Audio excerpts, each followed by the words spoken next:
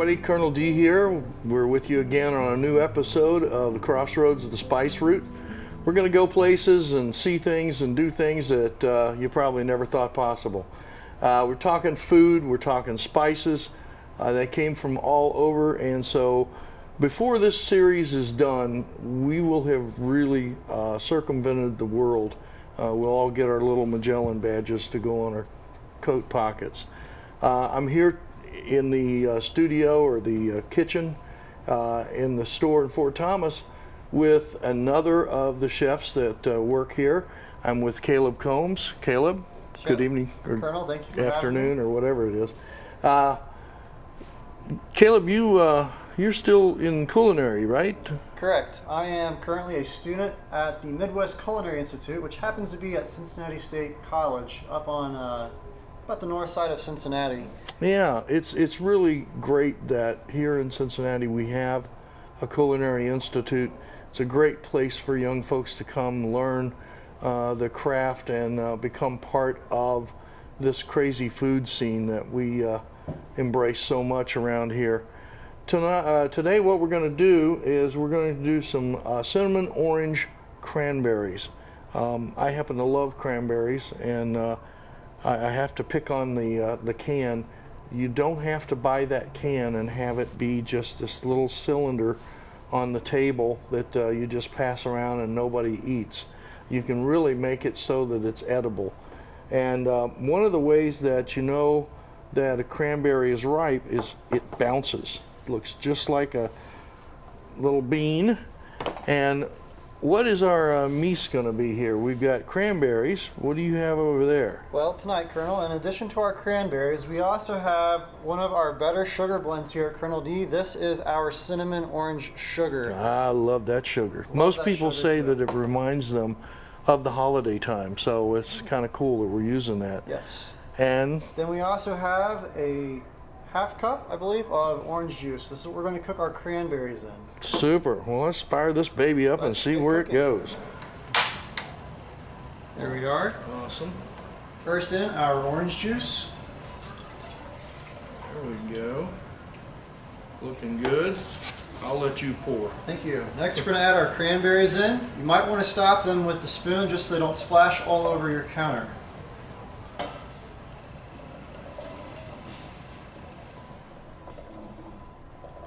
Nicely done. Thank you. There we go. Practice that technique all week. Just Oh, all right. And then lastly, you put in the sugar. It really only takes about 5 minutes for these cranberries to be done. What they're going to start doing is they're going to start popping. Cranberries have a lot of pectin in them. That's what firms them up. That's what makes them into almost like a jelly. And so what we're going to do is we're going to continue to stir these and watch them and wait for them to pop, and then we'll show you what it looks like when that's done. So, Colonel, I gotta ask. Yeah. Cranberries, they're kind of a useless fruit, aren't they? I mean, make a sauce with them. If you ask my father, yes, you'd get that answer. Well, what else can you do with these cranberries anyway?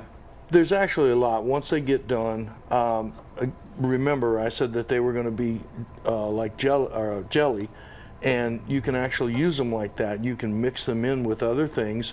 You take a nice Dijon mustard, mix it with that. It's delicious. Put that on a ham would be outrageously good, or on turkey. Put it on a turkey sandwich and then call me when it's ready. There's a lot of different things. Anything come to your mind that you can do with them? Well, if I had to think real hard about it, I'd say I wouldn't mind throwing some of these in some stuffing with apples for maybe a pork roast or something along those lines. That would be very delicious. Yeah. Very good. And they're starting to pop.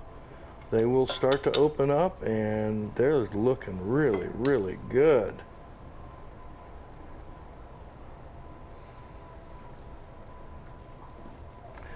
Oh. You know, Caleb, we could have chosen some of our other designer sugars to put in there. We only have about 15 different designer sugars, so a chai sugar. Chai would be excellent Would in be this. fabulous. kernel. Give you a little bit of an Asian feel to it. I have to say, our butter up your batter blend wouldn't be Oh, half bad. See, that's good on anything. You can put that on old shoe leather and it's good. How about a little maple sugar or maple powder down in there? Love that. Whew, makes me a little nervous just to think about it. Another question for you, Yes, Colonel. sir. Are cranberries a traditional ingredient in the old fruitcake? Ah, well, actually, in the old fruit cakes, yes, it would be one of the traditional ones. So anything that you could call a fruit would go in the fruit cake. I mean, those people, they were eating minced meat. So yeah, if it was edible and it was in season, that bad boy got put in the fruit cake. So that's starting to thicken up nicely. That's what you want to start seeing, is all of that nice gelatinous juice coming out of there, and that's the pectin. That's a natural ingredient in the cranberry. You know, I've done something like this before with my own cranberries, but I never thought to use orange juice as a medium in which to cook them. I really think that helps bridge the gap on that tart flavor they have. Yeah, you want that. That brings a nice citrus flavor to the dance. And then what we're going to do when we plate it up is we're actually going to use the orange then as our garnish to kind of tie that whole thing together and get people to start thinking orange before they ever put it to their mouth. It's an excellent idea. For those of you back home, the idea behind presenting your food is that you first taste with your eyes what you see, then you smell, Yep. and finally when that fork passes your lips, you get to taste your final product. So the more you can reinforce those flavors, the more delicious it's going to be. Yeah, it's coming through quite thick. It's looking pretty good.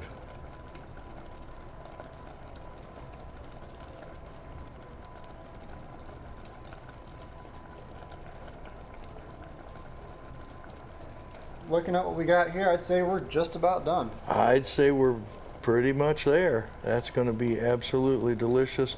They're not all going to pop and burst, but the majority will. And we'll let that rest and cool off, and then we'll show you what it's going to look like when it's all plated and ready to bring it to the table and have people actually eat real, honest to goodness cranberries.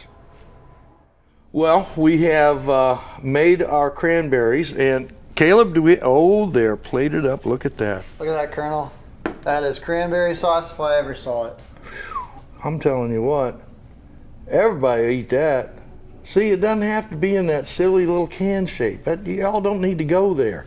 Make the real stuff, and you will love it much more than those jiggly little can things. Ooh, those things make me nervous. Who eats slices of cranberry sauce anyway? It just doesn't sound right. It's wrong. It's all wrong. So try this. Be very proud to serve that for your holiday meal.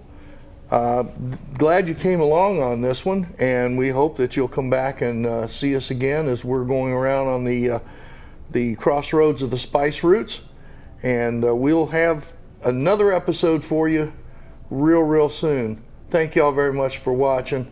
You might want to subscribe so that you don't miss any of our upcoming videos as we go across the crossroads of the spice roots.